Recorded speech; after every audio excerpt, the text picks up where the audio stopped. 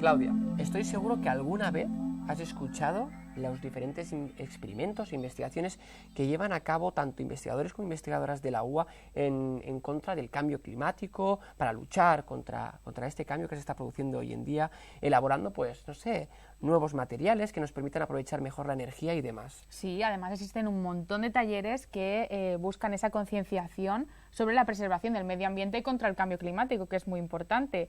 Y hoy ha venido una investigadora de la UA, como es Merche Pastor, que nos lo va a contar todo. Así que bienvenida, pues el escenario es tuyo. Pues muchas gracias y espero que os guste. Adelante. Bueno, hola a todas y todos. Hoy voy a contaros los esfuerzos que estamos haciendo en la Universidad de Alicante en la lucha contra el cambio climático. En particular vamos a hablar de energías renovables y de captura y almacenamiento y también aprovechamiento de ese CO2 que emitimos a la atmósfera. Hemos oído en las noticias, desgraciadamente continuamente, que estamos ante una situación de emergencia climática debido a un aumento de las temperaturas que provocan un cambio climático.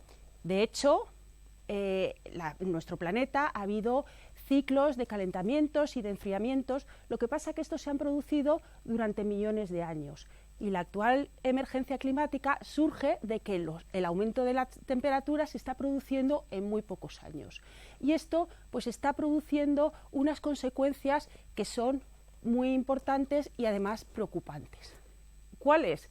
Pues también oímos en las noticias que cada vez tenemos más olas de calor que provocan sequías, zonas cada vez más desérticas en nuestro planeta, pero al mismo tiempo las precipitaciones se concentran en unas épocas determinadas y además son en corto espacio de tiempo y muy abundantes, lo que provocan inundaciones, con una gran pérdida de daños materiales e incluso de vidas humanas. Además, el aumento de las temperaturas está provocando el deshielo de polos y de glaciares, como ocurre, por ejemplo, en el glaciar Perito Moreno en Argentina.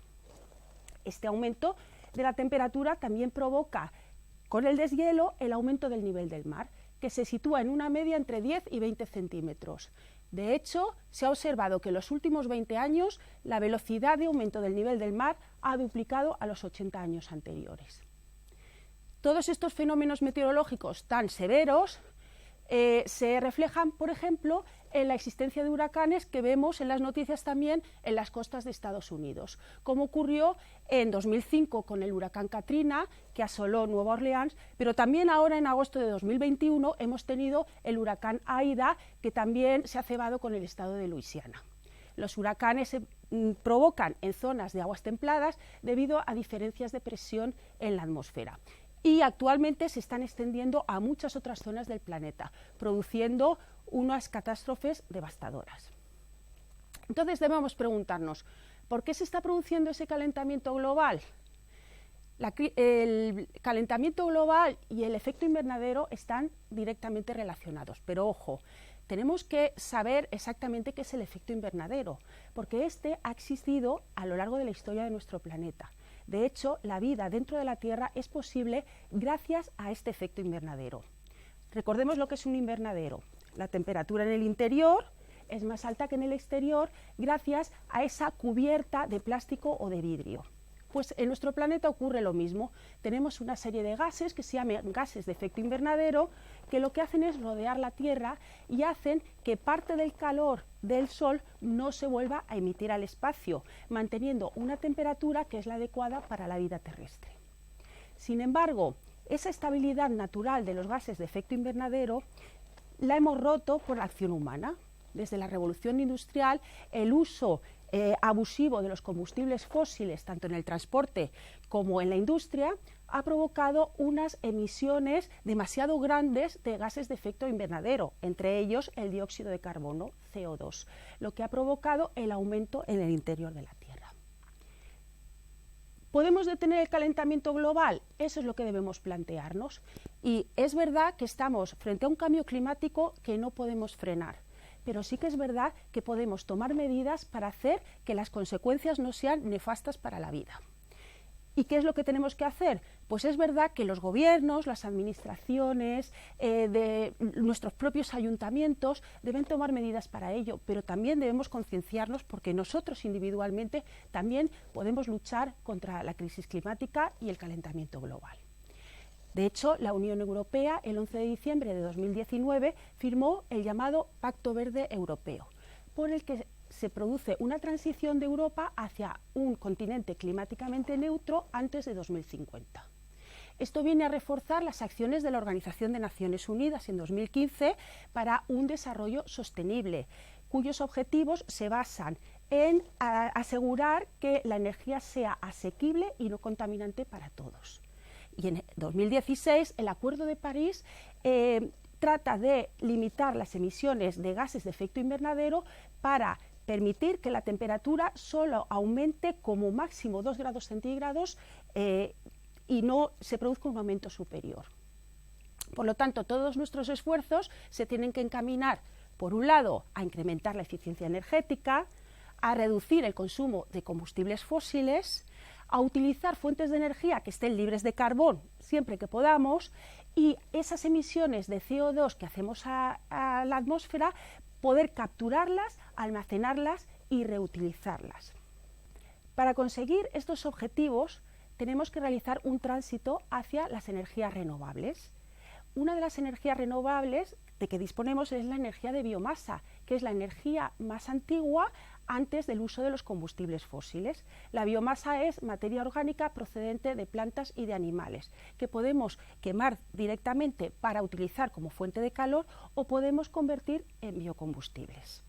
Es verdad que se genera CO2 y también algunas cenizas que podemos utilizar como abono, pero el CO2 también se captura por las plantas a través del proceso de fotosíntesis.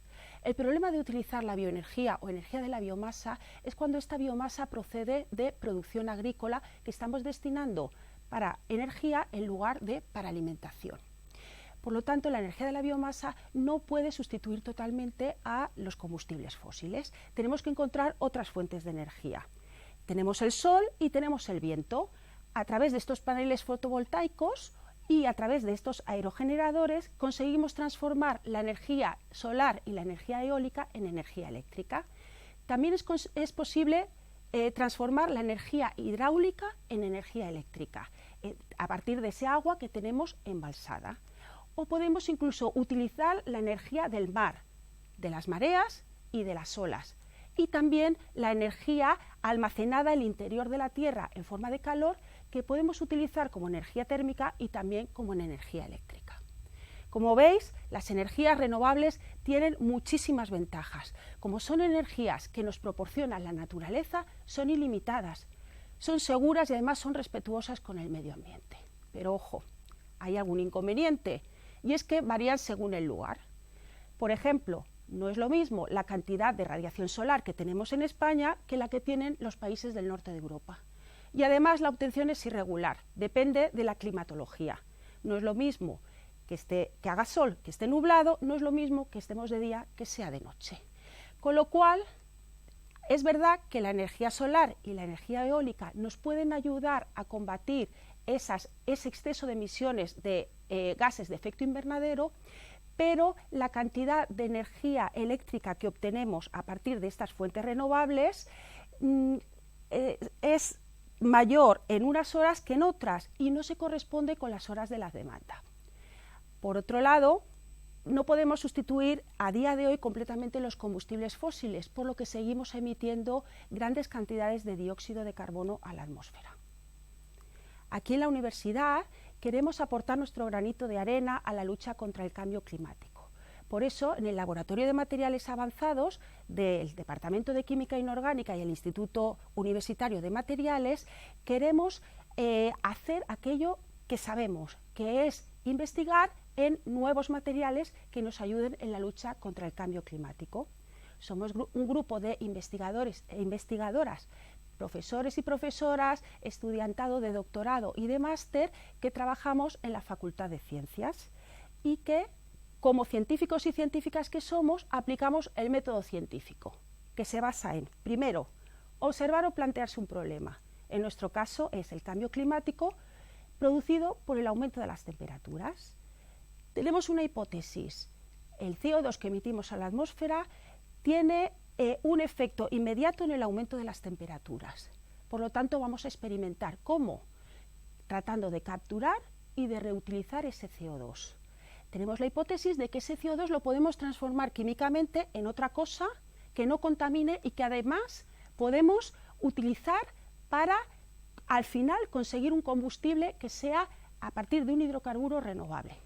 De manera que vamos a capturar el CO2 emitido por los coches y por la industria, lo vamos a combinar con agua utilizando electricidad de fuentes renovables y todo eso haremos que lo convirtamos químicamente en ácido fórmico, el ácido presente en las hormigas.